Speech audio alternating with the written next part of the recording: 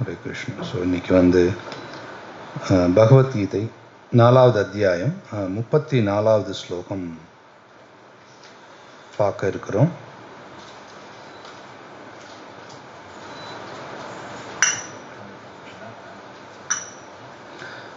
திருப்பி சொல்லுங்க. ஓம் நமோ பகவதே வாசுதேவாய.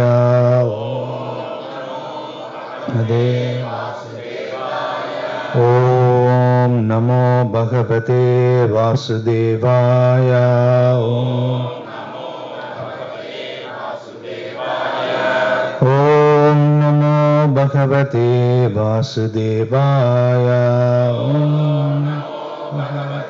வாசுதேவாய. ஸோ 4வது அத்தியாயம் 34வது ஸ்லோகம். தத்வித்தி பிரணிபாதேன பரிப்ரஷ்னேன சேவயா உபதேக்ஞந்தி தேஜ்ஞானம் ஞானினஸ்தத்வதர்ஷினஹ. மொழிபெயர்ப்பும் பொருளுரையும் வழங்கிய ஆச்சாரியர் அபய சரணாரவிந்த பக்தி வேதாந்த சுவாமி ஸ்ரீல பிரபுபாது கி ஜெய். கூட சொல்லுங்க. தத் பல்வேறு யாகங்களின் அந்த ஞானம், வித்தி புரிந்து கொள்ள முயற்சி செய், பிரணிபாதேன ஆன்மீக குருவை அணுகி, பரிப்ரஷ்னேன அடக்கமான கேள்விகளால், சேவையா சேவை செய்வதால், உபதேக்ஞந்தி அவர்கள் உபதேசிப்பர், தே உனக்கு, ஞானம் ஞானத்தை, ஞானின தன்னுணர்வடைந்தோர், தத்துவ உண்மையை, தர்ஷின கண்டோர். மொழிபெயர்ப்பு கூட சொல்லுங்க.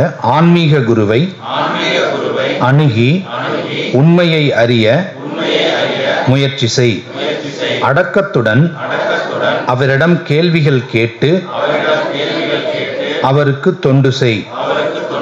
உண்மையை கண்டவர்களான தன்னுணர்வு பெற்ற ஆத்மாக்கள் உனக்கு ஞானத்தை அளிக்க முடியும். பொருளுரை. ஆன்மீக உணர்வு பாதை சந்தேகமின்றி கடினமானதாகும். எனவே தன்னிடமிருந்து தொடங்கி வரும் சீட பரம்பரையை சார்ந்த அங்கீகரிக்கப்பட்ட ஆன்மீக குருவை அணுகுமாறு பகவான் நம்மை அறிவுறுத்துகிறார். சீட பரம்பரையின் கொள்கையை பின்பற்றாத எவரும் அங்கீகாரம் பெற்ற ஆன்மீக குரு ஆக முடியாது. பகவானே மூல குரு ஆவார். சீட பரம்பரையில் உள்ளவர் பகவானின் செய்தியை உள்ளது உள்ளபடி தனது சீடனுக்கு கொடுக்க இயலும். சில அறிவற்ற போலிகள் தமது சொந்த முறைகளை உண்டாக்குகின்றனர். ஆனால் எவரும் அதன் மூலம் ஆன்மீகத்தை உணர முடியாது. பாகவதம் பதம் 6.3.19 சொல்கிறது, தர்மம் து சாக்ஷாத் பகவத் பிரணீத்தம். தர்மத்தின் பாதை பகவானால் நேரடியாக பிரகடனப்படுத்தப்படுவதாகும். எனவே மனக்கற்பனைகளோ வரட்டு விவாதங்களோ ஒருவனை நல்வழிக்கு கொண்டு வர உதவாது. ஞானத்தை வளர்க்கும் புத்தகங்களை கூட தானாக சுதந்திரமாக படிப்பதன் மூலம் எவரும் ஆன்மீக வாழ்வில் முன்னேற முடியாது. ஞானத்தை அடைவதற்கு நேர்மையான ஆன்மீக குருவை அணுக வேண்டும். அத்தகைய ஆன்மீக குருவை பூரண சரணாகதியுடன் ஏற்று பொய் கௌரவங்களை நீக்கி கீழ்நிலை சேவகனாக அவருக்கு தொண்டாற்ற வேண்டும். தன்னுணர்வு பெற்ற ஆன்மீக குருவின் திருப்தியே ஆன்மீக வாழ்வில் முன்னேறுவதற்குரிய இரகசியமாகும். கேள்வி கேட்பதும் பணிவுடன் இருப்பதும் ஆன்மீகத்தை புரிந்து கொள்வதற்கு நல்லுதவியாக அமையும். பணிவும் தொண்டும் இல்லாவிடில் ஆன்மீக குருவிடம் கேட்கப்படும் கேள்விகள் எவ்வித பலனையும் தராது. ஒருவன் ஆன்மீக குருவின் சோதனைகளில் வெற்றி பெறக்கூடியவனாக இருக்க வேண்டும். சீடனிடம் நேர்மையான ஆவலை காணும் ஆன்மீக குரு அவனை நேர்மையான ஆன்மீக ஞானத்தினால் தானாகவே ஆசீர்வதிக்கின்றார். இப்பதத்தில் குருட்டுத்தனமாக பின்பற்றுவதும் குதர்க்கமாக கேள்வி கேட்பதும் கண்டிக்கப்பட்டுள்ளன. ஆன்மீக குருவிடமிருந்து அடக்கத்துடன் கேட்பது என்பது மட்டுமின்றி தனது தொண்டு, பணிவு, கேள்விகள் ஆகியவற்றின் மூலம் அவரிடமிருந்து தெளிவான அறிவை பெற வேண்டும். நேர்மையான ஆன்மீக குரு இயற்கையாகவே தன் சீடனிடம் மிகவும் அன்புடையவர். எனவே மாணவன் அடக்கத்துடன் எப்போதும் தொண்டு செய்ய தயாராக இருக்கும்போது ஞானத்தின் பரிமாற்றமும் கேள்விகளும் பக்குவம் அடைகின்றன. ஓம் தத் சத்.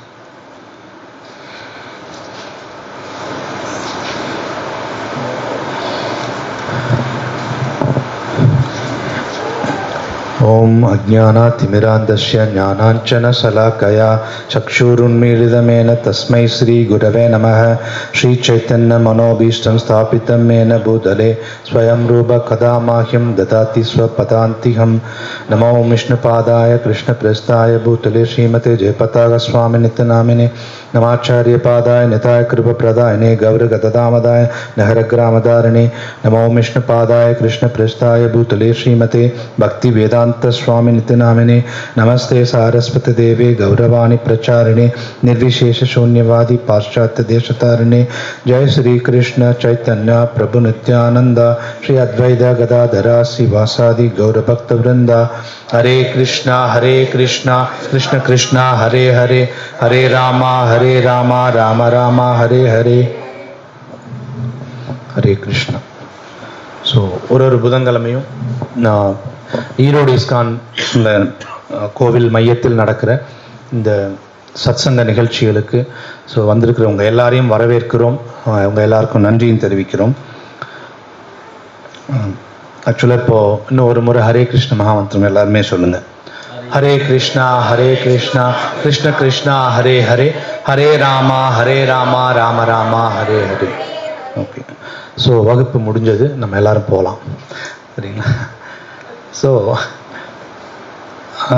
இங்கே வந்து என்ன அப்படின்னு சொன்னால், ஸோ ஏன் வகுப்பு முடிஞ்சது அப்படின்னு சொல்கிறேன் அப்படின்னா, ஸோ கிருஷ்ணர் வந்து இப்போ அர்ஜுனருடைய கேள்விகளுக்கு வரிசையாக பதில் சொல்லிட்டு வர்றார்.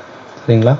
அப்படி சொல்லும்போது பார்த்தீங்க அப்படின்னு சொன்னால், கிருஷ்ணர் இதுக்கு முன்னாடி ஸ்லோகங்கள் 31வது ஸ்லோகத்தில் என்ன சொல்கிறார் அப்படின்னா, இந்த உலகத்தில் வந்து யாகம் ஒருத்தர் பண்ணல அப்படின்னு சொன்னால், யாகம் செய்யலை அப்படின்னா அவங்க மகிழ்ச்சியாக இருக்க முடியாது அப்படின்னு சொல்லிட்டார். சரிங்களா? ஸோ இந்த யுகத்துக்கான யாகம் எது அப்படின்னா ஹரே கிருஷ்ண மகாமந்திரம் எல்லாரும் சேர்ந்து சொல்கிறது. ஸோ சேர்ந்து சொல்லிட்டோம், அதனால் வகுப்பு முடிஞ்சது. சரிங்களா? ஓகே.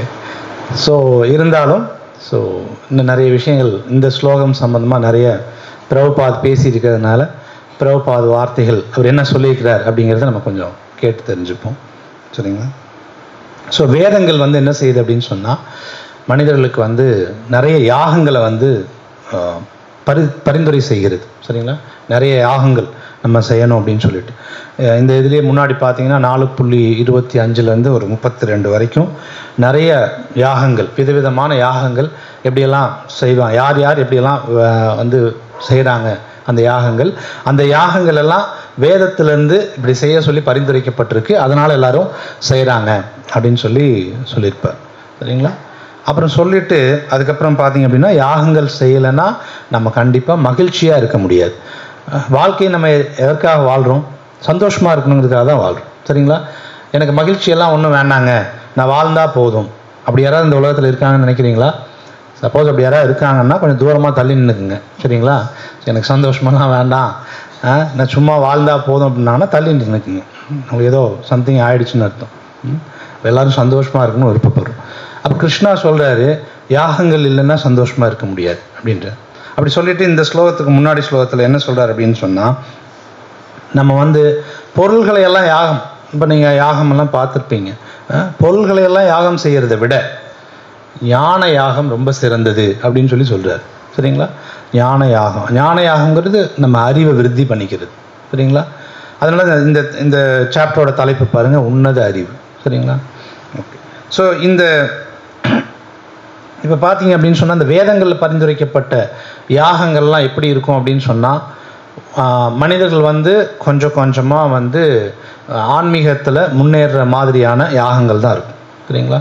அதில் வந்து உடலால் செய்கிற யாகங்கள் இருக்கும், மனதால் செய்கிற யாகங்கள் இருக்கும், புத்தினால் செய்கிற மாதிரியான யாகங்கள் இருக்கும். யாகங்கள் பார்த்திங்கன்னா இந்த மாதிரி அந்த மாதிரி இருக்கும். சரிங்களா? இதில் வந்து இந்த தவம் அல்லது அஷ்டாங்க யோக பயிற்சி அல்லது வந்து பார்த்திங்க அப்படின்னு சொன்னால் நிறைய தத்துவ விவாதங்கள், இதெல்லாம் வந்து பார்த்தீங்கன்னா யாகங்களுடைய ஒவ்வொரு வகை தான், ஒவ்வொன்றும் ஒவ்வொரு விதமான யாகங்களோட வகை. அப்போ இந்த யாகங்கள் எல்லாம் ஒருத்தங்க வந்து செய்கிறாங்க அப்படின்னு சொன்னால் அவங்களுக்கு என்ன வரணும் அப்படிங்கிறத வந்து 32வது ஸ்லோகங்களில் வந்து சொல்கிறார். இந்த யாகங்கள் எல்லாம் வேதங்கள்னால் அங்கீகரிக்கப்பட்டிருக்கு. இந்த யாகங்கள்லாம் செய்கிறது மூலமாக ஒருத்தங்க முக்தி அடைய முடியும் அப்படின்னு சொல்லி ஃபஸ்ட்டே சொல்லிடுறார். பெனிஃபிட் வந்து முக்தி அடையிறது. முக்தி அடையிறதுனா என்ன அப்படின்னு சொன்னால், முதல் விஷயம் என்னென்னா, நம்ம பொதுவாக நம்ம முக்தினா என்ன தெரிஞ்சு வச்சுருப்போம்னா, பிறப்பு இறப்பு அப்படிங்கிற சுழற்சியிலிருந்து நம்ம விடுபடுறது முக்தி அப்படின்னு நம்ம பொதுவாக தெரிஞ்சு வச்சுருப்போம். சரிங்களா? பிரபுபாதர் வந்து இன்னொரு அடிஷ்னலாக ஒரு விஷயம் சேர்த்து சொல்கிறார். இந்த உலகத்தில் இருக்கும்போதே எல்லா பௌதிக துன்பங்கள்ல இருந்தும் ஒருத்தங்களால் விடுபட்டு இருக்க முடிஞ்சால் அதுவே முக்தி தான். சரிங்களா? ஏன்னா இந்த உலகத்தில் எல்லாரும் பௌதிக துன்பங்கள்னால கஷ்டப்படுறாங்க. சரிங்களா? எல்லா பௌதிக துன்பங்கள்லேருந்து விடுபட்டு ஒருத்தங்களால் இருக்க முடியும் அப்படின்னு சொன்னாவே அதுவே முக்தி அடைஞ்ச நிலை தான் அப்படின்னு பிரபுபாத் சொல்கிறார். சரிங்களா? அப்போது கிருஷ்ணா சொல்கிறாரு, இந்த யாகங்களெல்லாம் பண்ணுறது மூலமாக ஒருத்தங்க முக்தி அடைய முடியும் அப்படின்னு சொல்லி சொல்கிறார். இந்த ஸ்லோகத்துக்கு முன்னாடி ஸ்லோகத்தில் வந்து சொல்கிறாரு, இந்த செயல்கள், இந்த எல்லா செயல்களும் செய்கிறாங்க, இந்த யாகமெல்லாம் எங்கே வந்து முடியும் அப்படின்னு பார்த்தீங்க அப்படின்னு சொன்னால் தெய்வீக ஞானத்தில் வந்து முடியும், அதாவது உன்னத அறிவில் வந்து முடியும் அப்படின்னு சொல்லி சொல்கிறார். சரிங்களா? இப்போது எனக்கு வந்து நம்ம என்ன செய்கிறோம் அப்படின்னு சொன்னால், இந்த உன்னத அறிவு அப்படின்னா என்ன? அப்போ நமக்கு நிறைய விதமான அறிவு வந்து இந்த உலகத்தில் நம்ம அடையிறோம். நிறைய விதமான அறிவை கற்றுக்குறோம் இல்லைங்களா? சமைக்கிறது கூட ஒரு அறிவு தான். நல்லா சமைக்கிறதுங்கிறது ஒரு அறிவு தான். ஒரு கட்டடம் கட்டுறவங்க அது ஒரு அறிவு தான். சரிங்களா? இந்த மாதிரி பல்வேறு விதமான அறிவுகள் இந்த பௌதிக உலகத்தில் இருக்குது. நிறைய விதமான அறிவு இருக்குது. எல்லா அறிவையும் வந்து கற்றுக்குறோம். சரி, இப்போ ஒரு அறிவுக்கு அந்த விளைவு கரெக்டாக எல்லாருக்கும் அதே மாதிரி கிடைக்குமானா கிடைக்காது. இப்போ பொதுவாக பார்த்தீங்கன்னா கம்ப்யூட்டர் பற்றிய அறிவு, கணினி அறிவுன்னு வச்சுக்கோங்களேன், நிறைய பேர் கற்றுக்குறோம் அப்படின்னு சொன்னால் எல்லாருக்கும் ஒரே மாதிரி பலன் கிடைக்குதுன்னு நினைக்கிறீங்களா? ஐ மீன் சேலரி. சில பேர் பார்த்தீங்கன்னா அந்த கம்ப்யூட்டர் அறிவில் நிறைய பணம் சம்பாதிப்பாங்க, சில பேருக்கு சேலரி கம்மியாக தான் இருக்கும். சரிங்களா? ஆனால் படிச்சிருக்கிறது பார்த்தீங்கன்னா எல்லாரும் ஒரே அறிவை தான் கற்றுக்கிட்டு இருக்கிறாங்க. ஆனால் பார்த்தீங்கன்னா அவங்களுக்கு பலன் வேறு மாதிரி இருக்கும். சரிங்களா? ஆனால் இந்த உன்னத அறிவு அப்படி கிடையாது. இந்த உன்னத அறிவுங்கிறது ஒருத்தங்களுக்கு எத்தனை பேர் இந்த உன்னத அறிவு கற்றுக்கிட்டாங்கனாலும் அவங்களுக்கெல்லாம் ஒரே மாதிரியான பலன் வந்து கிடைக்கும். சரிங்களா? சில இடங்கள்லாம் நம்ம பார்க்குறது உண்டு, இந்த ஆளுக்கு ஒன்றுமே தெரியாது ஆனால் இவர் தான் எனக்கு மேனேஜராக இருக்கிறாரு, இவருக்கு இவ்வளோ சம்பளம் அப்படின்னு நம்ம ஆட்கள் பேசுவாங்க. சரிங்களா? எந்த ஒரு இன்ஸ்டிடியூஷனில் எடுத்துட்டிங்கன்னா அந்த மாதிரி பேசுவாங்க. ஆனால் வேலை தெரிஞ்சிருக்கவங்களுக்கு அறிவெல்லாம் இருக்கும், ஆனால் இவங்களுக்கு பலன் வந்து குறைவாக தான் இருக்கும். சரிங்களா? பௌதிக பலன் சொல்கிறேன் நான், குறைவாக இருக்கும். ஆனால் இங்கே வந்து கிருஷ்ணர் எந்த அறிவை பற்றி சொல்கிறார் அப்படின்னு சொன்னால் உன்னத அறிவு. இந்த உன்னத அறிவை கற்றுக்கும் போது, இந்த உன்னத அறிவு பயிற்சி செய்யும்போது பலன் எல்லாருக்கும் ஒரே மாதிரி இருக்கும். யாருக்குமே வந்து குறைவுங்கிறது இருக்காது. சரிங்களா? எல்லாருக்கும் ஒரே மாதிரியான பலன் வந்து கண்டிப்பாக கிடைக்கும். சரிங்களா? அது என்ன, ஏன் இந்த அறிவு தேவை, இந்த அறிவை ஏன் வளர்த்துக்கணும் அப்படின்னு சொல்லி கிருஷ்ணா சொல்கிறார் அப்படின்னு சொன்னால், இப்போ நம்ம எடுத்துருக்கிறோம் இல்லைங்களா ஒரு உடல். இந்த உடல் வந்து பார்த்தீங்க அப்படின்னு சொன்னால் ஒரு கட்டுண்ட உடலில் நம்ம இருக்கிறோம். Conditioned life. இந்த ஜட உலகத்தில் நம்ம வந்து ஒரு பந்தப்பட்ட ஆத்மாவாக இருக்கிறோம், அல்லது கட்டுண்ட உடலில் இருக்கிறோம். இது ஏன் நடந்தது அப்படின்னு சொன்னால் என்னுடைய அறிவு பற்றாக்குறையினால தான் நடந்தது. சரிங்களா? என்னுடைய அறியாமையினால் எனக்கு என்ன நடந்திருக்குது, இந்த மாதிரி ஒரு பௌதீக பந்தப்பட்ட கட்டுண்ட ஒரு உடல் எனக்கு கொடுக்கப்பட்டிருக்கு. இந்த உடல் கொடுக்கப்பட்டிருக்கிறதுனால நமக்கு என்ன பிரச்சனை வருது? எல்லா பிரச்சனையும் வருது. சரிங்களா? ஏதாவது பிரச்சனை வராத பிரச்சனைன்னு சொல்லுங்க பார்ப்போம். எல்லா பிரச்சனையும் வருது. இந்த உடல்னால நான் துன்பப்படவே இல்லை, இந்த உடல்னால நான் சந்தோஷமாக தான் இருக்கிறேன் அப்படி யாராவது சொல்ல முடியும்னு நினைக்கிறீங்களா? எல்லாரும் சிரமப்படுறோம், பாகுபாடு இல்லாமல் சிரமப்படுவோம். சரிங்களா? பணம் வச்சிருக்கிறவன் இல்லாதவன், அறிவில் உள்ளவன் இல்லாதவன், ரொம்ப உயர்ந்த செல்வாக்கு இருக்கிறவன் செல்வாக்கு இல்லாதவன், யாரையாவது சொல்லுங்கள் பார்ப்போம் இந்த உடல் வச்சிருக்கிறான் அவன் எந்த துன்பத்தையும் அனுபவிக்கலை அப்படின்னு இருக்கா அப்படின்னா அப்படி கிடையவே கிடையாது இல்லைங்களா? எல்லாருமே வந்து என்ன பண்ணுறாங்க அப்படின்னு சொன்னால் இந்த கட்டுண்ட உடல்னால சிரமப்படுறாங்க. இதை கிருஷ்ணாவே சொல்கிறார், அவங்க இந்த மாதிரி சிரமப்படுறாங்க அப்படின்றதையும் சொல்கிறார் பின்னாடி அத்தியாயங்களில். அடுத்தது பார்த்தீங்க அப்படின்னு சொன்னால் அப்போ கிருஷ்ணா வந்து என்ன சொல்கிறாருன்னா, இந்த அறியாமையினால தான் உனக்கு இந்த உடல் கிடச்சிருக்கு, இந்த உடல்னால சிரமப்படுற, அதனால் இந்த அறியாமையை போக்குறதுக்கான அறிவு உனக்கு தேவை அப்படின்னு சொல்கிறார். அப்போ அந்த அறிவு உன்னத அறிவு, அந்த உன்னத அறிவை நீ வந்து பெறணும் அப்படின்னு சொல்லி கிருஷ்ணா சொல்கிறார். சரிங்களா? இப்போ வந்து என்ன அப்படின்னு சொன்னால், இப்போ இந்த அறிவோட ஆரம்ப நிலை என்ன? நான் இந்த உன்னத அறிவை தெரிஞ்சுக்கிறேன். இந்த உன்னத அறிவுக்கு ஒரு ஆரம்ப நிலை எதுங்க நான் முதல்ல தெரிஞ்சுக்கணும்? ஃபஸ்ட்டு நான் அடிப்படையாக நான் என்ன தெரிஞ்சுக்கணும் அப்படின்னு நம்ம ஒரு கேள்வி கேட்டோம் அப்படின்னு சொன்னால், அந்த உன்னத அறிவினுடைய அடிப்படை விஷயம் வந்து என்னென்னா, முதல்ல நம்ம இந்த உடல் கிடையாது அப்படின்னு புரிஞ்சுக்கணும், நம்ம ஆத்மா அப்படின்னு புரிஞ்சுக்கணும். இதுதான் வந்து முதல் ஸ்டேஜ். சரிங்களா? இது நிறைய முறை நாங்கள் கேட்டிருக்கிறோங்க, இது எங்களுக்கு தெரியுங்க அப்படின்னு சொல்லி நம்ம எல்லாருமே சொல்லுவோம். சரிங்களா? பிரபுபாதர் வந்து அமெரிக்காவில் இஸ்கானெல்லாம் நிறுவனதுக்கப்புறமா இந்தியாவுக்கு வந்தார். இந்தியாவுக்கு வந்ததுக்கப்புறமா என்ன பண்ணார் அப்படின்னு சொன்னால், அங்கே பிருந்தாவனத்தில் தங்கி இருக்கும்போது சில சீடர்கள் என்ன பண்ணாங்கன்னா, மற்றவங்க கிட்ட வேறு சில ஆன்மீகவாதிகள்லாம் ஏதோ பேசிகிட்டு இருந்தாங்க, அவங்க கிட்டெல்லாம் போய் கிளாஸஸ் எல்லாம் கேட்டு வந்தாங்க. கேட்டு வந்தப்போ பிரபுபாத் வந்து எங்கப்பா போயிட்டு வந்தீங்க என்னதுன்னு கேட்டவொன்னே, இல்லைங்க இந்த மாதிரி அவரெல்லாம் கிளாஸ் கொடுத்தாரு கேட்டு வந்தோம் அப்படின்னோடனே, பிரபுபாத் அங்கெல்லாம் அப்படி போய் கேட்கக்கூடாது அப்படின்னு சொல்லும்போது சொல்கிறாங்க, நீங்கள் எப்போ பார்த்தாலும் ஆத்மா, நம்ம வந்து ஆத்மா, உடல் கிடையாது, இப்படியே தான் கிளாஸ் எடுத்துகிட்டு இருக்கீங்க அப்படின்றாங்க. உடனே சொல்கிறார், சரி அப்போ நீ ஆத்மாங்கிறது புரிஞ்சுக்கிட்டியா அப்படின்னு கேட்டார். இல்லை, அப்போ நீ அப்போ திரும்ப திரும்ப கேட்டுகிட்டே இருக்கணும் அப்படின்னு சொல்லி சொன்னார். சரிங்களா? நம்ம ஆத்மாங்கிறது நம்ம உணர்கிற வரைக்கும் அதை கேட்டுட்டு தான் இருக்கணும், இல்லைன்னா நம்ம மறந்துடும். டோட்டலாகவே ஏற்கனவே மறந்து தான் கிடக்கணும். சரிங்களா? கோவிலுக்குள்ளே வரும்போது பார்த்தீங்கன்னா நமக்கு ஒரு ஞானமெல்லாம் வரும். ஆமாம், நம்ம வந்து இந்த உடலுக்காக வேலை செஞ்சிட்ருக்கிறோம், வந்து நம்ம சிரமப்படுறோம், எல்லாம் சொல்கிறதெல்லாம் உண்மை தான், பகவத்கீதையில் இருக்கிறது உண்மை தான், பிரபுபாதர் சொல்கிறது உண்மை தான், எல்லாம் இருக்கும். கோவிலை விட்டு வெளியில் போனோன்னா எல்லாத்தையும் மறந்துடுவோம். சரிங்களா? உடலாக உடனே ஆக்ட் பண்ண ஆரம்பிச்சிடுவோம். அப்போ வந்து முதல் அடிப்படை விஷயம் முதல்ல ஆத்மா அப்படிங்கிறத நம்ம உணரணும். நம்ம தகவலாக தெரிஞ்சு வச்சுருக்கிறதுக்கும் உணர்றதுக்கும் வித்தியாசம் இருக்குது. இப்போது நிறைய பேர் பார்த்தீங்க அப்படின்னு சொன்னால் சிகரெட் பிடிப்பாங்க அல்லது வந்து தண்ணி அடிக்கிறாங்க. அவங்களுக்கு வந்து பார்த்திங்கன்னா நம்ம ஆட்கள் வந்து அதில் பெருசாக எழுதுவாங்க, புகைப்பிடித்தல் உடல் நலனுக்கு கேடு. இப்போ படித்து பார்த்துட்டு தான் சிகரெட் அடிக்கிறான், அவனுக்கு தெரியாமையாக இருக்குது, படித்து பார்த்து தான் குடிக்கிறான். மது வந்து குடும்பத்திற்கு, வீட்டிற்கு, நாட்டிற்கு கேடு எழுதி கொடுக்குறாங்க, அதுக்கப்புறம் தான் வாங்கி குடிக்கிறான். அதெல்லாம் படித்து பார்த்து தான் வாங்கி குடிக்கிறான். சரிங்களா? ஏன் அவனுக்கு அப்படின்னா என்னென்னா, இப்போ ஏன் அதை படித்து பார்த்தோன்னே அவனுக்கு தெரிஞ்சிருக்கணுமே அந்த கேடுங்கிற விஷயம் அப்படின்னு சொன்னால், அது வந்து தகவல், அது வந்து அறிவு கிடையாது. சரிங்களா? உணர்ந்த அறிவு கிடையாது. அவன் தகவலாக தான் அதை தெரிஞ்சு வச்சுருக்கிறான். சரிங்களா? ஒருத்தன் உண்மையாகவே உணர்ந்திருந்தா என்ன பண்ணுவான் அப்படின்னா, அந்த அறிவு கிடைச்சோடனே அந்த அறிவு என்ன செய்யணும்னு சொல்லுதோ அல்லது என்ன செய்யக்கூடாதுன்னு சொல்லுதோ அதை கடைபிடிப்பாங்க. சரிங்களா? இப்போ வந்து ஒரு பழுக்க காய்ச்சின கம்பி ஒன்று நம்ம கையில் கொடுக்குறோம், எங்க இது பிடிங்க ஒரு நிமிஷம் அப்படின்னு, யாராவது வாங்கிடும்னு நினைக்கிறீங்களா? ஒரு 100 ரூபா பணம் தரேங்க பிடிங்க, யாரும் வாங்க மாட்டோம். ஏன்னா தெரியும், இதை தொட்டால் பிடிச்சிட்டோம்னா நம்ம கை பழுத்துரும்னு தெரியும். அப்படிங்கிறப்போ இது உணர்ந்த அறிவு. ஏன்னா இதனால் என்ன விளையுங்கிறத நம்ம உணர்ந்திருக்கும் போது அதை செய்யக்கூடாதுன்னு தெரியும் போது அது செய்யாமல் இருக்கும். சரிங்களா? ஆனால் மற்ற அறிவுகள்லாம் எப்படின்னா, நம்ம வந்து அதை பற்றிய உணராததுனால, அது வெறும் தகவலாக மட்டும் அந்த அறிவை தெரிஞ்சு வச்சுருக்கிறதுனால நம்ம என்ன செய்கிறோம் அப்படின்னு சொன்னால் அதையெல்லாம் இக்னோர் பண்ணிடுறோம், அதெல்லாம் விளக்கிடுறோம். சரிங்களா? அப்போது நம்முடைய அறிவு முதல் அடிப்படையான அறிவு வந்து அப்படின்னா அந்த உன்னத அறிவில் நம்ம முதல்ல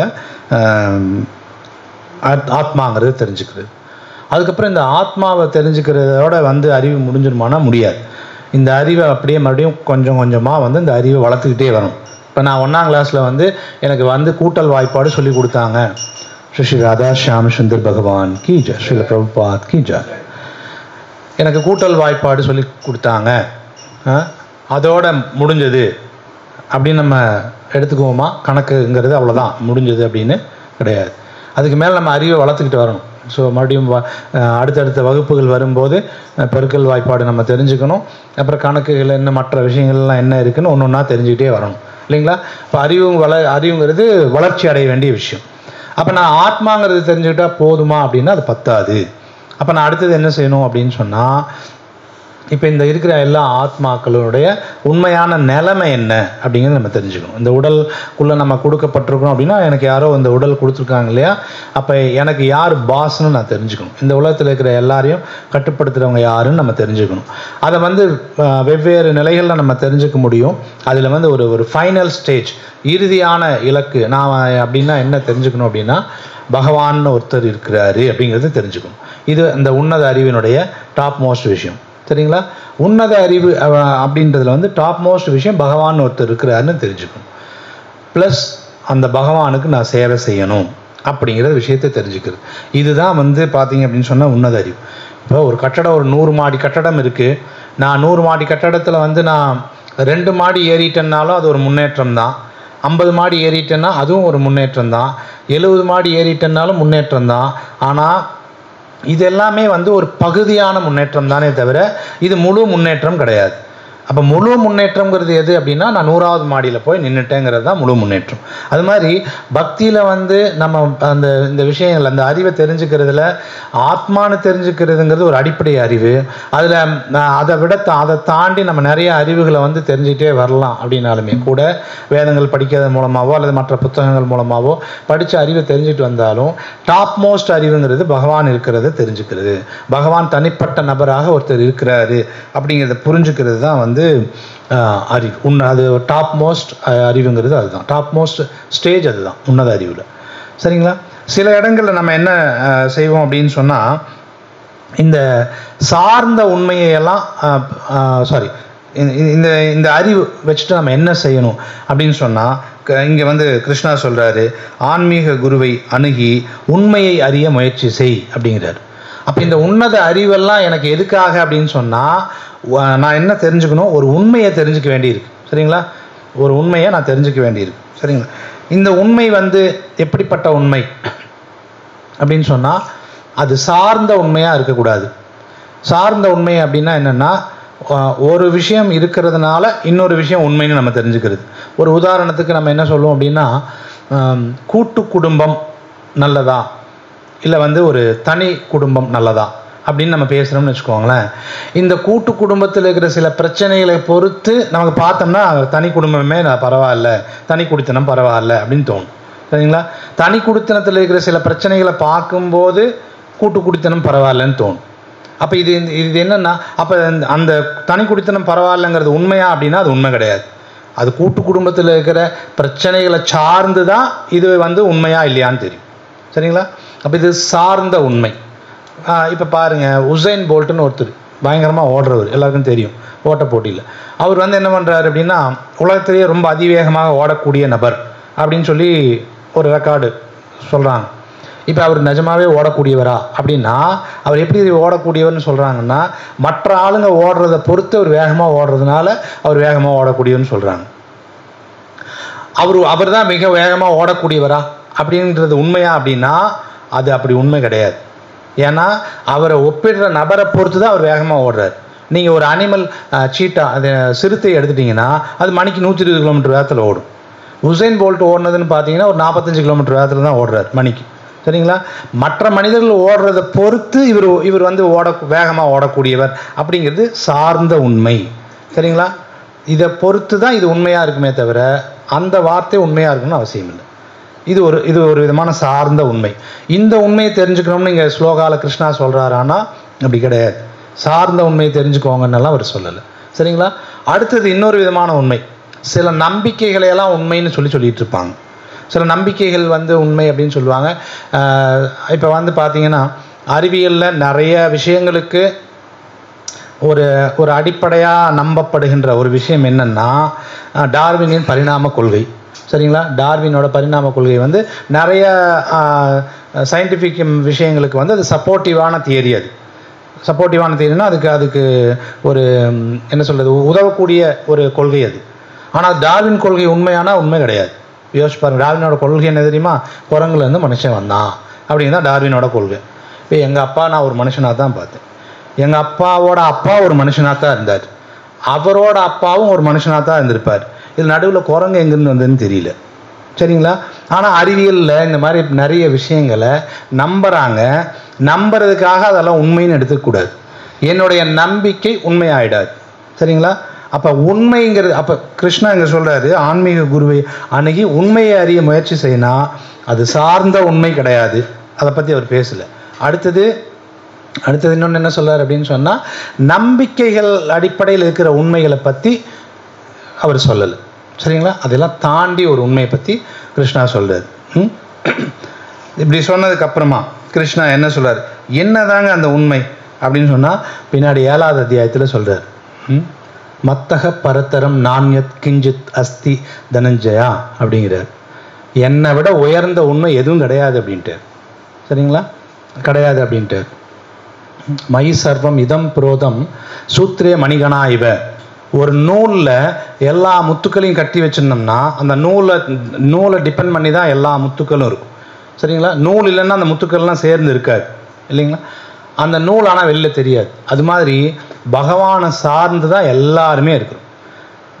பகவானை சார்ந்து தான் எல்லாமே இருக்கு. ஸோ பகவான் சொல்கிறார், என்னை விட உயர்ந்த உண்மை எதுவும் கிடையாது அப்படின்ட்டு. அப்போ இங்கே கிருஷ்ணா சொல்கிற உண்மை எது அப்படின்னு சொன்னால், பகவான் யாருங்கிறது தெரிஞ்சுக்கணுங்கிறத தான் அவர் சொல்கிறார். சரிங்களா? அவர் சொல்கிறார். இப்போ அடுத்தது பார்த்தீங்க அப்படின்னு சொன்னால், ஓகே, இந்த மாதிரி ஒருத்தங்க அறிவை வளர்த்துக்கிறாங்கன்னு வச்சுக்கோங்களேன், அவங்க நம்ம என்னன்னு சொல்லுவோம்? அறிவாளின்னு சொல்லுவோம். சரிங்களா? அறிவாளின்னா சமஸ்கிருதத்தில் ஞானவான் அப்படின்னு நம்ம சொல்கிறோம். இப்போது ஞானவானோட அறிகுறி என்ன? ஒருத்தன் அறிவை கற்றுக்கிட்டாங்க, உன்னத அறிவை எடுத்துக்கிட்டாங்க, தெரிஞ்சுக்கிட்டாங்க அப்படின்னு சொன்னால் அந்த உன்னத அறிவாளி அவர் எப்படி இருப்பார் அப்படின்னு சொன்னால் அவர் என்ன பண்ணுவார் அப்படின்னு பார்த்தா, ஸோ கிருஷ்ணா பின்னாடி பகவத்கீதையில் சொல்கிறாரு, பகுநாம் ஜன்மநாமந்தே ஞானவான் மாம் பிரபத்தவே அப்படிங்கிறார். ஒருத்தன் ஞானவானாக இருந்தால் எங்கிட்ட சரணாகதி பண்ணிடுவான் அப்படின்னு சொல்கிறார். கிருஷ்ணா சொல்கிறார். சரிங்களா? என்கிட்ட சரணாகதி பண்ணிடுவான் அப்படிங்கிறார். அப்போ கிருஷ்ணர்கிட்ட ஒருத்தவங்க சரணாகதி பண்ணலை அப்படின்னு சொன்னால் அவங்க அறிவாளி கிடையாது, நான் உள்பட. சரிங்களா? இதில் நான் இங்கே உட்காந்து சொல்கிறதுனால நான் அறிவாளி அப்படிலாம் அர்த்தம் கிடையாது. சரியா? நான் உள்பட கிருஷ்ணாகிட்ட பூரண சரணாகதின்னு அடைஞ்சிட்டேனா? இல்லைன்னா நான் அறிவாளி இல்லை. எனக்கு பௌதிகமாக என்ன வேணால் தெரிஞ்சு வச்சுருக்கலாம், அது வேறு விஷயம். ஆனால் அது அறிவு அல்ல. சரியா? அந்த அறிவை பற்றி இங்கே சொல்லவும் இல்லை. அது உன்னத அறிவு கிடையாது. உன்னத அறிவு என்ன செய்யணும் அப்படின்னு சொன்னால், நான் ஏற்கனவே சொன்னோம் இல்லையா, நிறைய கஷ்டப்படுறோம் அப்படின்னு சொல்லிட்டு எல்லா கஷ்டத்துலேருந்தும் என்னை விலக்கி கொண்டுட்டு வர ஒரு அறிவு தான் உன்னத அறிவு. இப்போ பாருங்கள், நீங்கள் உங்களுக்கு தெரிஞ்ச அறிவு நிறைய இருக்கும். சில பேர்த்துக்கு வணிக அறிவு, நல்லா பிஸ்னஸ் பண்ணுற அறிவு இருக்கும். அந்த பிஸ்னஸ் பண்ணுற அறிவுனால வீட்டில் ஒரு பிரச்சனை வந்தோன்னா சால்வ் பண்ணிட முடியுது அவங்களால?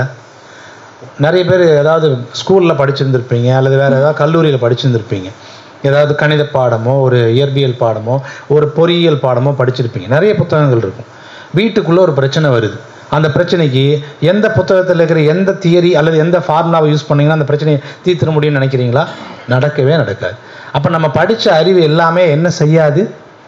என்னுடைய வாழ்க்கைக்கு அது உதவாது. சரிங்களா? அப்போ அது உன்னத அறிவு கிடையாது. என்னுடைய வாழ்க்கை எனக்கு சந்தோஷத்தை கொடுக்காது அப்படின்னு சொன்னால் அது உன்னத அறிவு கிடையாது. ஓகேங்களா? அப்போ அறிவாளி ஞானவான் மாம் பிரபத்தியதே, எங்கிட்ட சரணாகதி பண்ணுவான் அப்படின்னு சொல்கிறார். சரிங்களா? அப்போ நம்ம முழு அறிவுக்கு சரணாகதி அப்படின்னு சொன்னால் என்ன அப்படின்னு சொன்னால், சரணாகதின்னு சொன்னால் முழு அறிவோடு இருக்குது. அந்த முழு அறிவு ஒருத்தவங்ககிட்ட இருக்கும்போது அவங்க பகவான்கிட்ட சரணாகதி பண்ணியிருப்பாங்க, கண்டிப்பாக பண்ணியிருப்பாங்க. சரிங்களா? அடுத்தது இப்போ எல்லாருமே கடவுளை பார்க்கணும்னு நினைக்கிறோம். யாருக்காவது கடவுளை பார்க்குற ஆசை இருக்கா? யாருக்காவது கடவுளை பார்க்க வேண்டாம் அப்படின்னு யாரும் நினைக்கிறீங்களா? எல்லாருக்கும் கடவுள். நீங்கள் நாத்திகன்ட்ட போனால் கூட சொல்லுவாங்க, என்னமோ கடவுள் இருக்குன்னு சொல்கிறாரு, கண்ணில் காட்டு பார்ப்போம் அப்படின்னு சொல்லுவாங்க. சரிங்களா? கடவுளை பார்க்குறதுக்கு அப்படி பார்க்க முடியாது. பகவானை உண்மையை அறிய முயற்சி செய்ய நீங்கள் சொல்கிறாங்க, அந்த உண்மை நான் தான் கிருஷ்ணர் சொல்கிறாரு. அப்போ கிருஷ்ணரை பார்க்கணும் அப்படிங்கிற ஆர்வம் எல்லாருக்கும் இருக்கும் இல்லைங்களா? அப்போ கிருஷ்ணரை பார்க்கணுன்னா என்ன செய்யணும் அப்படின்னு ஒன்று இருக்குது இல்லைங்களா? அப்போ கிருஷ்ணரை பார்க்கணுன்னா என்ன செய்யணும்? எல்லோரும் பார்க்கணும் அப்படின்னு நினைக்கிறோம். இப்போ இந்த செவத்துக்கு அந்த பக்கம் என்ன இருக்குதுன்னு என்னால் பார்க்க முடியல. இந்த செவத்துக்கு அந்த பக்கம் என்ன இருக்குதுன்னு என்னால் பார்க்க முடியல. அதனால் நான் என்ன சொல்கிறேன்னா, அந்த செவத்துக்கு அந்த பக்கம் ஒன்றும் இல்லைங்க அப்படின்னு நான் சொல்கிறேன்னு வச்சுக்கோங்க. அது சரியான வார்த்தையா? அப்படி கிடையாது இல்லைங்களா? என்னால் ஒன்று பார்க்க முடியல, தெரிஞ்சுக்க முடியலன்னா ஒன்று அங்கே ஒன்றும் இல்லை அப்படின்னு சொன்னேன்னா அதுவும் அறிவு கிடையாது. அப்போது பகவான் இருக்கிறார் அப்படிங்கிறாரு. உண்மையை அறிய முயற்சி செய்யணும். அந்த உண்மை கிருஷ்ணரை பார்க்க முடியுமான்னு பார்க்க முடியும். ஒரு டிவோட்டி கேட்குறாரு, ஏங்க பகவானை நம்ம நேருக்கு நேராக பார்க்க முடியுமா அப்படின்னு ஒருத்தர் கேட்குறாரு. ஒரு ரிப்போர்ட்டர் வந்து கேட்குறாரு. கேட்ட உடனே பிரபுபாத சொல்கிறார், ஐ டு ஐ, கண்ணுக்கு நேராக, கண்ணுக்கு ஃபேஸ் டு ஃபேஸ் நீ பார்க்கலாம், நான் சொல்கிறத 6 மாதத்துக்கு வந்து செய் போதும் அப்படின்றார். சரிங்களா? பிரபுபாத அப்படி தான் சொல்கிறார். வந்து பிரபுபாத சொல்கிற நான் சொல்கிறத செய், 6 மாதம் நேருக்கு நேராக பார்க்கலாம் அப்படிங்கிறார். நமக்கு அதில் நம்பிக்கை வந்துருச்சான்னு பார்த்தா இல்லை. சரிங்களா?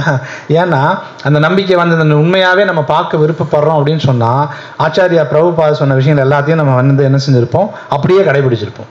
நம்மகிட்ட இன்னும் அந்த ஆசையெல்லாம் வரல. சரிங்களா? ஸோ அதனால் இப்போ கிருஷ்ணரை பார்க்கணுங்கிறதுக்கு பிரபுபாத என்ன சொல்ல வர்றாரு, அதாவது சாஸ்திரங்கள் என்ன சொல்ல வருது, கிருஷ்ணரை பார்க்கணும் அப்படின்னு சொன்னால் அதுக்கு முக்கியமான விஷயம் வந்து அது எங்கே ஸ்டார்ட் ஆகுது அப்படின்னா கேட்குறதுல ஸ்டார்ட் ஆகுது. ஸ்ரவணம், கீர்த்தனம், விஷ்ணு ஸ்மரணம், 9 விதமான பக்தி தொண்டு அதில் இருக்கிறதுல மொதல் விஷயம் வந்து பார்த்தீங்கன்னா கேட்குறது அப்படிங்கிறது. சரிங்களா? அப்போ கேட்கணும். யாரை பற்றி கேட்கணும் அப்படின்னா கிருஷ்ணா பற்றி கேட்கணும். ஸோ கிருஷ்ணா பற்றி கேட்டால் எனக்கு என்னங்க உபயோகம், ஏன்னா நம்ம ஏதாவது ஒரு வேலை செஞ்சோம்னா உடனே எனக்கு என்னங்க பெனிஃபிட்டு அப்படின்னு பார்ப்போம். எந்த ஒரு வேலை செஞ்சாலும் நமக்கு என்ன யூஸ் அப்படின்னு. நம்ம பல கோடிக்கணக்கான ஜென்மங்கள் எடுத்துருக்குறோம். இத்தனை கோடி ஜென்மங்கள்லையும் பார்த்தீங்கன்னா நம்ம வந்து நம்மளுடைய புலன்களை திருப்திப்படுத்துறதுக்கான முயற்சியில் நிறைய அழுக்குகள் நம்ம சேர்த்து வச்சுருக்கோம் நம்மளோட உடம்புல, நம்ம ஹிருதயத்தில். சரிங்களா? அப்போ ஒருத்தங்க வந்து கிருஷ்ணர் பற்றி கேட்குறாங்க, பகவான் பற்றி கேட்குறாங்க, கிருஷ்ண கதா கேட்குறாங்கன்னா முதல்ல அவங்களுக்கு நடக்கிற விஷயம் என்ன தெரியுங்களா, அவங்க முதல்ல சுத்தமாவாங்க, அந்த அழுக்குகள் எல்லாம் களையப்படும். இதுதான் முதல் விஷயம். சரிங்களா? அந்த அழுக்குகள் எல்லாம் களைய அப்புறம் அதில் ஸ்ரவணம் நம்ம கேட்க அண்டு கீர்த்தனம்ங்கிறது பகவானுடைய புகழ் பாடுறது. இதை செய்யும்போது நமக்கு என்ன ஆகும் அப்படின்னா அப்போ வந்து நமக்கு பகவானை வந்து நேருக்கு நேராக பார்க்க முடியும். இது பிரபுபாத வந்து இதை சொல்றார். சரிங்களா? பாகவதத்திலையும் இது சொல்லப்பட்டிருக்கு. அப்போது நீங்கள் கேட்க ஆரம்பித்த உடனே எப்படி அது வந்து நம்ம சுத்தமாகறோம் அப்படின்னு சொன்னால் கேட்க ஆரம்பித்த உடனே நம்ம கிருஷ்ணர் கூட அசோசியேட் ஆயிடும், கிருஷ்ணனுடைய சங்கத்துக்கு போயிடும். சரிங்களா? அதனால் அது அவரோட சங்கத்துக்கு போன உடனே அவர் தூய்மை, ரொம்ப தூய்மையானவர். அதனால் எனக்கும் அந்த தூய்மைங்கிறது தானாக வந்து வர ஆரம்பிக்கும். சரிங்களா? இப்போ நம்ம வீட்டில் நம்ம பசங்கள்கிட்ட எல்லாம் சொல்லுவோம், நல்ல பசங்களாக பார்த்து ஸ்கூலுக்கு அனுப்பும்போது பார்த்தீங்கன்னா நல்ல பசங்க கூட பார்த்து சேரு அப்படின்னு சொல்கிறோம். ஏன் நல்ல பசங்க கூட பார்த்து சேருன்னு சொல்கிறோம்? அப்போ தான் இவன் நல்லவனாக இருப்போம் அப்படின்னு நம்ம எதிர்பார்க்குறோம் இல்லைங்களா? அந்த மாதிரி பகவான் மிக நல்லவர். ஸோ ஒருத்தங்க பகவான் கூட சங்கம் எடுத்துக்கிறாங்க அப்படின்னு சொன்னால் நம்மளும் வந்து என்ன ஆகும், நல்லவங்களாகிட்டே வரும். சரிங்களா? அதனால் என்ன பார்த்தீங்கன்னா இது கேட்குறது அப்படிங்கிறது வந்து நமக்கு என்ன விளைவிக்கும் அப்படின்னு சொன்னால் பகவானுடைய அசோசியேஷன் கிடைக்கும், அவருடைய சங்கம் கிடைக்கும், நம்ம சுத்தமாகிட்டே வரும். இதுதான் கேட்குறதுடைய இது.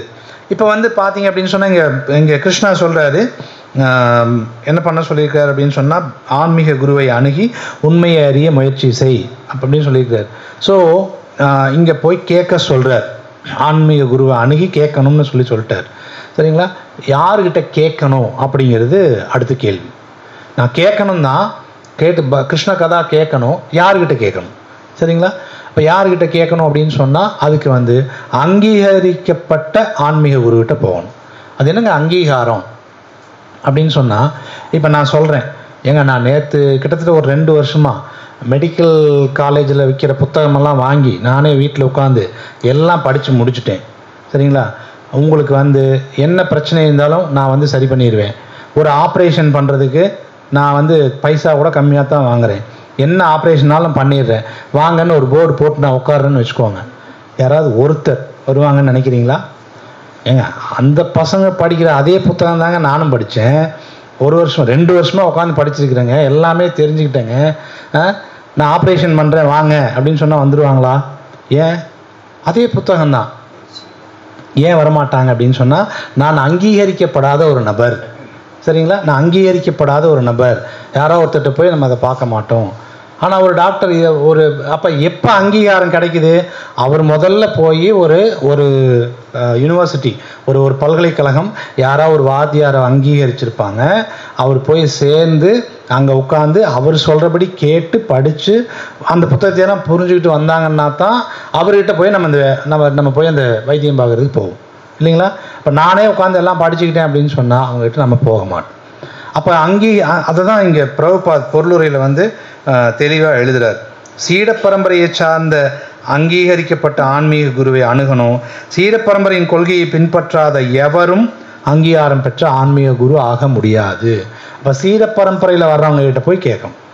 நான் போய் யாராவது ஒருத்தட்ட கேட்கக்கூடாது. இப்போ எனக்கு என்னோடய 2 வீலரில் ஏதோ ஒரு ப்ராப்ளம், நான் ஓட்டிகிட்டு வந்த வண்டி பிரச்சனையாயிடுச்சு. நேராக டீ கடைக்காரங்கிட்ட கொண்டு போய் நிறுத்தி இது பிரச்சனை என்னென்னு கேட்க முடியுங்களா?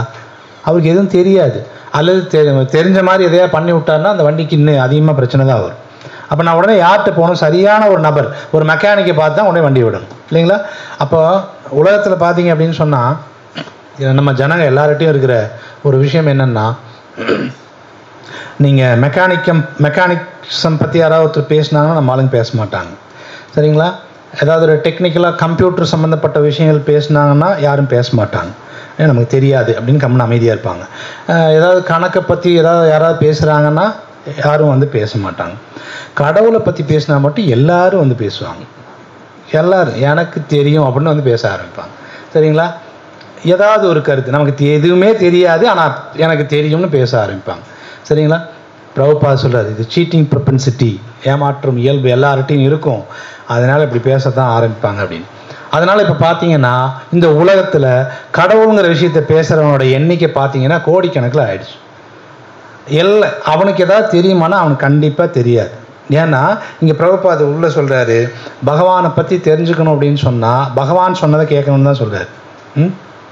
தர்மம் து சாக்ஷாத் பகவத் பிரணீத்தம் அப்படின்னு சொல்கிறார். பகவான் சொன்ன விஷயங்கள் தான் தர்மங்களாக இருக்குது. அப்போ பகவானை பற்றி தெரிஞ்சுக்கணும் அப்படின்னாலும் பகவான் சொன்னதை தான் கேட்கணும் சரிங்களா? அப்போ பார்த்தீங்கன்னா ஏகப்பட்ட பேர் கடவுளை பற்றி பேசிகிட்டு இருக்கிறோம்.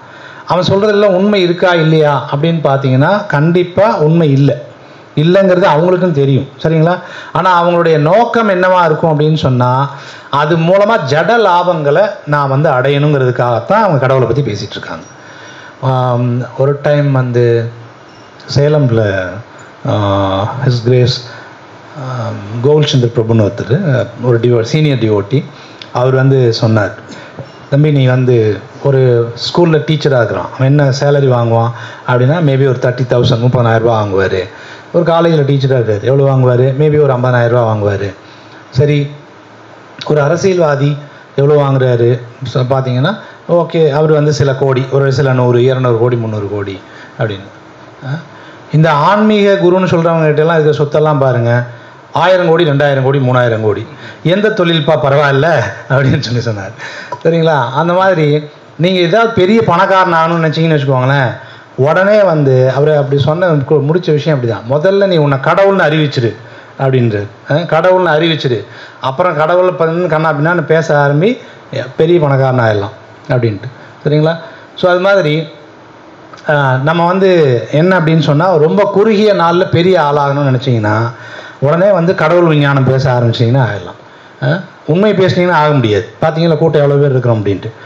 பகவத்கீதை பற்றி பேசுகிறோம், பிரபுபாத சொன்ன விஷயத்தை பேசுகிறோம், மொத்தமே எண்ணி பார்த்தீங்கன்னா 50-60 பேர் தான் இருக்கும் சரிங்களா? இதே நீங்கள் வேறு இடத்துக்கெல்லாம் போய் பாருங்கள், நீயும் கடவுள் ஆகலாம், நானும் கடவுள், நீயும் கடவுள், எல்லாரும் கடவுள் அப்படிலாம் பேசுகிற நிறைய ஃபிலாசபியெல்லாம் இருக்குது. அங்கெல்லாம் பாருங்கள் சும்மா லட்சக்கணக்கில் இருக்கும். ஆனால் கிருஷ்ணா என்ன சொல்கிறாருன்னா, ஆன்மீக குருவை அணுகி உண்மையை புரிஞ்சுக்கிறதுக்கு முயற்சி செய்யணும்னு சொல்கிறார் இல்லைங்களா? ஆன்மீக குருவை அவர் தான் அனுப்புவார். நீங்கள் சீரியஸாக இருக்கீங்கன்னு தெரிஞ்சதுன்னா ஆன்மீக குருவை அவர் தான் அனுப்புவாரே தவிர நான் போய் கண்டுபிடிக்க முடியாது. ஓகேங்களா? அப்போ சரியான அங்கீகரிக்கப்பட்ட குருவை அப்படி அனுப்பியிருக்காரு. துருவ மகாராஜ் 5 வயசு பையன், அவர் வீட்டில் என்ன பண்ணுறாரு அப்படின்னா அவங்க அப்பா வந்து ராஜாவோட மடியில் போய் துருவ மகாராஜ் உட்கார்றாரு. அவங்க சித்தி என்ன செய்கிறாங்க அப்படின்னு சொன்னால் கீழே இழுத்து விட்டுறாங்க. சின்ன பையன் துருவ மகாராஜ் வந்து சத்திரியன், அவருக்கு இப்படி இழுத்து விட்டது வந்து பெரிய ஒரு கோபம் ஆயிடுச்சு. என்ன எப்படி வந்து இப்படி இழுத்து விடலாம் அப்படின்னு சொல்லிட்டு அவங்க அம்மாட்ட போய் கேட்குறாரு, இப்படி இழுத்து விட்டாங்க அப்படின்னு சொன்ன உடனே அந்த மாதிரி நம்ம அந்த தகுதியெல்லாம் அடையணும்னா நம்ம பகவானுடைய அருள் வேணுன்றாங்க. பகவான்னா யார் அப்படின்னா விஷ்ணுவோட அருள் வேணும். அப்போ விஷ்ணு எங்கே இருக்கிறாரு அப்படின்னோடனே காட்டில் இருக்கிறார் அப்படின்னோடனே துருவ மகாராஜ் 5 வயசு பையன் எதுக்குமே பயந்துக்கல.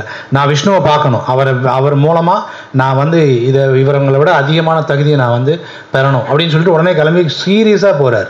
சின்ன பையன்கிட்ட அவ்வளோ சீரியஸ்னஸ், நான் பகவானை பார்த்தே ஆகணும் அப்படின்னு. அப்படி சொன்ன உடனே கிருஷ்ணா முடிவு பண்ணிட்டார், சரி பகவானை உண்மையாக தேடி ஒரு ஆள் வருதுன்னு நாரதன் அனுப்பிச்சுட்டார். சரிங்களா? அப்போ நாரதருடைய அறிவுரையை ஏற்று 6 மாதத்தில் பார்த்துட்டாரு. பகவானை நேருக்கு நேராக பார்த்துட்டார். சரிங்களா? நம்மகிட்ட இன்னும் அவ்வளோ நம்பிக்கையெல்லாம் வரல. அதனால தான் நம்ம இன்னும் கிருஷ்ணரை பார்க்க முடியல. சரிங்களா? அப்போ ஆன்மீக குரு, அங்கீகரிக்கப்பட்ட ஆன்மீக குரு பிரபுபாத் சீர பரம்பரையிலேருந்து வர ஆட்கள்கிட்ட கேட்கணும்னு சொல்லிட்டாரு. பிரபுபாத் சொல்கிறது தான் நம்ம படிக்கிறோம், கேட்க ஆரம்பிச்சிருக்கிறோம். சரிங்களா? அதுக்கப்புறம் எப்படி கேள்வி கேட்குறோம் அப்படின்ட்டு ஒரு ஆச்சாரியா ஒருத்தர்கிட்ட போய் ஒருத்தர் கேள்வி கேட்க போனார். நான் ஒரு கேள்வி கேட்குறேங்க. சரி, அவர் உடனே இரு அப்படின்னு சொல்லிட்டு ஒரு இது, நீங்கள் கேள்வி கேட்குற கரெக்டு, அந்த கேள்வி உனக்கு ஏதாவது பெனிஃபிட், உனக்கு ஏதாவது நன்மை தரப்போகுதா அப்படின்னார். அவர் உடனே இல்லைங்க அப்படின்னார். சரி, எனக்கு ஏதாவது யூஸ் ஆகுமா நீ கேட்குற கேள்வி அப்படிங்கிறார். இல்லைங்க அப்படின்றார். சரி, உலகத்துக்காக ஏதாவது யூஸ் ஆகுமா அப்படின்னு கேட்குறாரு. அவர் இல்லைங்க அப்படின்றார். அப்போ அந்த கேள்வியை கேட்காத அமைதியாரு அப்படின்ட்டு. சரிங்களா? இந்த கேள்வி நீ கேட்காத அப்படின்ட்டு. அப்போ கேள்வி ஒன்று கேட்குறோம் அப்படின்னு சொன்னால், இது நான் சொல்ல ஆச்சாரியா சொன்ன விஷயம். அவர் ஒரு கேள்வி கேட்குறோன்னா இந்த கேள்வினால் ஒன்று எனக்கு பெனிஃபிட் ஆகணும், இல்லை அந்த கேள்வி யார்கிட்ட கேட்குறோமோ அவருக்கு பெனிஃபிட் ஆகணும், இல்லை எல்லாருக்கும் பெனிஃபிட் ஆகணும், உலகத்தில் இருக்கிற எல்லாருக்கும். ஆகாதுன்னா அந்த கேள்வி வேஸ்ட். சரிங்களா? அப்போ அந்த கேள்வியை நம்ம எப்படி கேட்கணும் அப்படிங்கிறத பரீட்சித் மகாராஜ் கேட்ட மாதிரி கேட்கணும். பரீட்சித் மகாராஜ் கேட்ட 2 கேள்விக்கு பார்த்தீங்கன்னா பதில் சொல்ல ஆரம்பித்தார் சுகதேவ கோஸ்வாமி. 18,000 ஸ்லோகம் பெரிய பாகவதமே கிடச்சிது. சரிங்களா? அப்போ என்ன கேள்வி கேட்டார் அப்படின்னா, எல்லா சூழ்நிலையிலும் இருக்கிற ஒருத்தவன் என்ன செய்யணும், இறக்கும் தருவாயில் ஒருத்தர் இருக்கிறவன் என்ன செய்ய, அவனுடைய கடமை என்ன, அவன் என்ன செய்யணும். இதான் அவர் கேட்ட 2 கேள்வி. இந்த 2 கேள்விக்கு பதில் சொல்கிறதுக்கு பார்த்தீங்க அப்படின்னா பாகவதம், ஃபுல் பாகவதம் கிடச்சிது. அந்த முழு பாகவதமும் ஒருத்தங்க படித்து புரிஞ்சுக்கிறாங்க அப்படிங்கிறப்ப பார்த்தீங்க அப்படின்னு சொன்னால் அவங்க லைஃப்பில் முக்தி அடைவாங்க. ஸோ நமக்கு அவருடைய 2 கேள்விகள் நம்ம வாழ்க்கையை நிரந்தரமான துன்பத்திலேருந்து நிரந்தரமாக நம்மளை சந்தோஷமான ஒரு வாழ்க்கைக்கு கூட்டிகிட்டு போகிற விஷயமா இருக்குது. ஸோ இப்போ கேள்விகள் எப்படி இருக்கணும் அப்படின்னு சொன்னால், அந்த மாதிரி கேள்விகள் கேட்கணும். அந்த கேள்வி கேட்காம இருந்தோம் அப்படின்னு சொன்னால் அதையும் பிரபுபாதர் கண்டனம் தெரிவிக்கிறார். கேள்வி கேட்காம இருக்கக்கூடாது, கேட்கணும். ஆனால் அந்த கேள்வி உபயோகமான கேள்வியாக இருக்கும் அப்படின்னு சொல்கிறார். அடுத்தது பார்த்தீங்க அப்படின்னா, அந்த கேள்வி எப்படி கேட்கணும்னு கூட இருக்குது. சேலஞ்சிங் ஆட்டிடியூடில் கேட்கக்கூடாது. இவருக்கு தெரியுதான்னு பார்ப்போம் அப்படி டெஸ்ட் பண்ணுறது, அல்லது எங்கே பதில் சொல்லிட்டு பார்ப்போம் அப்படின்னு நான் 2 கேள்வியை கேட்குறது. அவர் அப்புறம் பதில் தெரியலன்னு சொல்லிட்டாருன்னா, பார்த்தியா ஒன்றும் தெரியல உட்காந்துருக்காரு அப்படின்னு சொல்கிறது. ஸோ இதெல்லாம் இப்போ எதுக்கு சொல்கிறேன்னா, நீங்கள் கேள்வி கேட்கும்போது என்னையே அப்படி தெரியாத கேள்வியெல்லாம் கேட்கக்கூடாது. நான் சொல்லலை. ஸோ கேள்விகள் சேலஞ்சிங் ஆட்டிடியூடில் இருக்கக்கூடாது. ஸோ தெரிஞ்சுக்கிறதுக்கான முயற்சியோடு அந்த கேள்விகள் இருக்கும். பகவானை பற்றியோ நம்மளுடைய வாழ்க்கையை பற்றியோ நம்ம ஏன் இந்த வாழ்க்கைக்குள்ளே வந்தோங்கிறத பற்றியோ தெரிஞ்சுக்கிறதுக்கான கேள்வியாக இருக்கணும். தவிர அந்த கேள்விகள் தேவையில்லாத கேள்விகளாகவோ சேலஞ்சிங் ஆட்டிடியூட்லையோ இருக்கக்கூடாது. அடுத்தது இந்த கேள்விகள்லாம் கேட்டுட்டோம், புரிஞ்சுக்கிறதுக்கு முயற்சி பண்ணுறோம். அடுத்தது என்ன செய்யணும் அப்படிங்கிறதையும் கிருஷ்ணா எங்கே சொல்கிறார். என்ன செய்யணும்னு சொல்கிறாருன்னா, அவருக்கு தொண்டு செய் அப்படிங்கிறார். நான் ஒரு ஆன்மீக குருவுக்கு நான் ஏதாவது ஒரு தொண்டு செய்யலை அப்படின்னு சொன்னால் கேள்வி கேட்குறதுனால பிரயோஜனம் இல்லை. நான் இப்போ டாக்டர்கிட்ட போகிறேன், சார் எனக்கு மஞ்சக்காமாலை சார் ஏதாவது பண்ணுங்கள். அவர் உடனே சொல்லுவார், தம்பி நீ இதெல்லாம் சாப்பிடு, இதெல்லாம் சாப்பிடாத, இந்த மருந்தெல்லாம் எடுத்துக்கோ. அவர் சொன்ன எதையும் நான் கேட்கலை. இப்போ டாக்டர்கிட்ட போய் என்ன பிரயோஜனம்? ஒரு பிரயோஜனம் இல்லை. இப்போ இந்த ஜட உலகத்தில் ஜட நோயினால் நம்ம எல்லாருமே துன்பப்படுறோம், விடுதலை அடைய முடியாமல் கஷ்டப்பட்டுட்டு இருக்கிறோம், நம்ம துன்பப்படுறோம். இப்போ ஆன்மீக குருவை அணுகிறோம். ஆன்மீக குரு சொல்கிறார், இதெல்லாம் பண்ணு நீ சந்தோஷமாகிடுவ, இதெல்லாம் பண்ணு உன்னுடைய துன்பத்திலேருந்தெல்லாம் நீ விலகி வர முடியும், இதெல்லாம் பண்ணனா நீ தப்பிச்சிருவேன் இந்த உலகத்துலேருந்து. நான் எதையும் கேட்கல அப்படின்னு சொன்னால், நான் கேட்குறதுனால ஏதாவது பிரயோஜனமானால் அது பிரயோஜனம் கிடையாது. அப்போ ஒரு ஆன்மீக குருவை நம்ம அணுகி ஒரு விஷயத்தை கேட்குறோன்னா ஒரு தொண்டு செய்யணும். மேக்ஸிமம் ஆன்மீக குருவாக பிரபுபாத் நமக்கு என்ன சொல்லியிருக்காருன்னு நினச்சிருக்கீங்க? பிரபுபாத் சொல்கிற விஷயம் இவ்வளோதான்.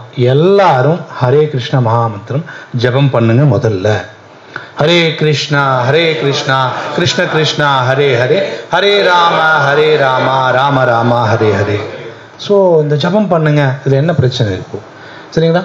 அப்போ இந்த பகவானுடைய இந்த நாமத்தை சொல்கிறது மூலமாக இதுதான் ஆன்மீக குரு அணுகி நம்ம கேட்குற கேள்வி கேட்குறோட முயற்சி தொண்டு செய்யணும்னு சொன்னால், நீங்கள் தினமும் ஹரே கிருஷ்ண மகாமந்திரம் ஜபம் பண்ணுறீங்கன்னா அதுவும் ஆன்மீக குரு கட்டளையை ஏற்றுக்கிட்டு நம்ம செய்கிறோம். சரிங்களா? காலையில் நம்ம டிவோட்டிஸ்லாம் அபராதங்கள்லாம் சொல்லுவாங்க. அதில் 3வது அபராதம் சொல்லுவாங்க, ஆன்மீக குருவின் கட்டளையை மீறுவதும் அவரை ஒரு சாதாரண மனிதராக நினைப்பதும் குற்றம் அப்படின்ட்டு. ஸோ பிரபுபாத் ஒரு சாதாரண நபர் கிடையாது. சரிங்களா? ஆச்சாரியா அவர் கொடுத்துருக்கிறார், ஹரே கிருஷ்ண மகாமந்திரம் சொல்லுங்க அப்படின்னு. அவர் மூலமாக நம்ம மற்ற குரு நம்முடைய ஆன்மீக குரு. ஸோ பொதுவாக எல்லாருக்குமே பார்த்தீங்க அப்படின்னு சொன்னால் பிரபுபாத குரு தான். சரிங்களா? எல்லாருக்குமே பிரபுபாத குரு தான். ஃபவுண்டர் ஆச்சாரியா ப்ளஸ் குரு. அவர் எல்லாருக்கும் சொல்லி கொடுத்துருக்காரு. சரிங்களா? அவர் சொல்லி கொடுத்தது தான் மற்ற எல்லாரும் சொல்லி கொடுத்துட்ருக்குறோம். அப்படிங்கிறப்போ ஸோ அப்போ ஆச்சாரியா சொன்னதை நம்ம கேட்கணும், இல்லைன்னா நமக்கு பிரயோஜனம் இல்லை. வர்றோம், பகவத்கீதை படிக்கிறோம், பாகவதம் படிக்கிறோம், கேட்குறோம், ஆனால் நான் எதுவும் செய்யலை அப்படின்னு சொன்னால் அது எனக்கு நன்மையை தராது.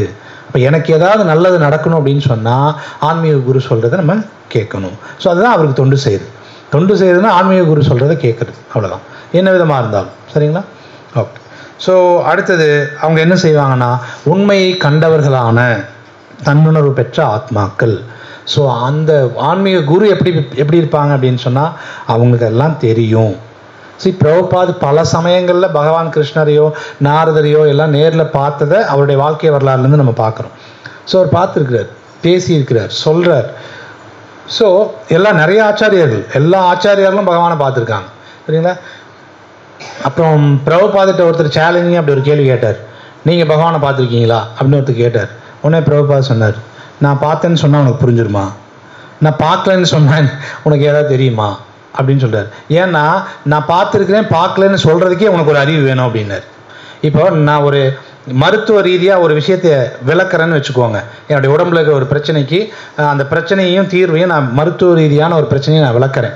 அது புரியணும்னா நமக்கு முதல்ல அந்த அளவுக்கு குவாலிஃபிகேஷன் இருக்கணும், அதை புரிஞ்சுக்கிற அளவுக்கு அறிவு நமக்கு இருக்கணும், அப்போ தான் புரியும்.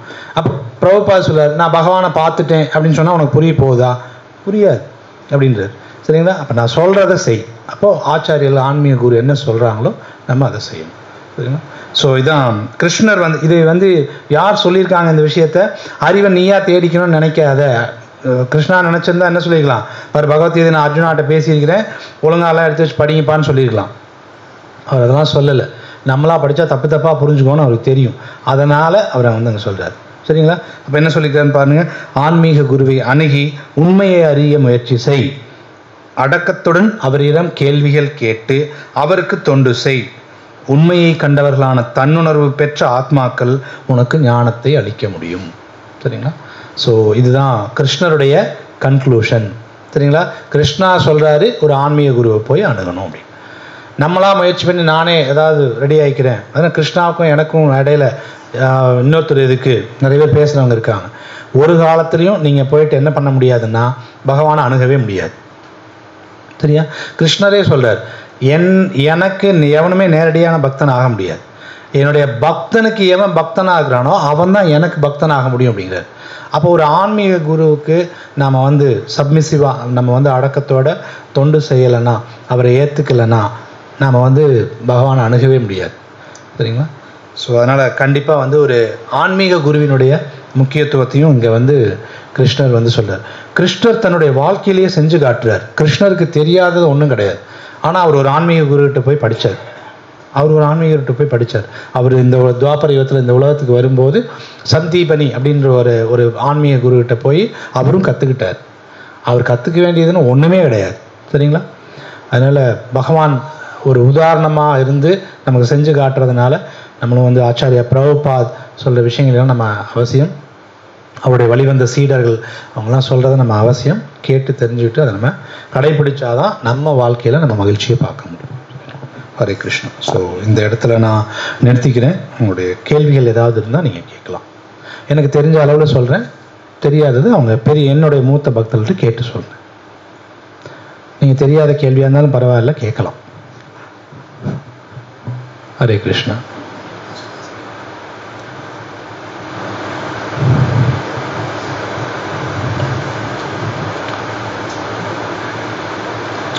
எதுவும் கேள்வி இல்லைங்களா? ஓகே.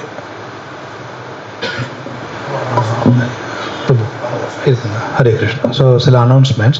ग्रंथराज श्रीमद् भगवद गीता की जय. श्रील प्रभुपाद की जय.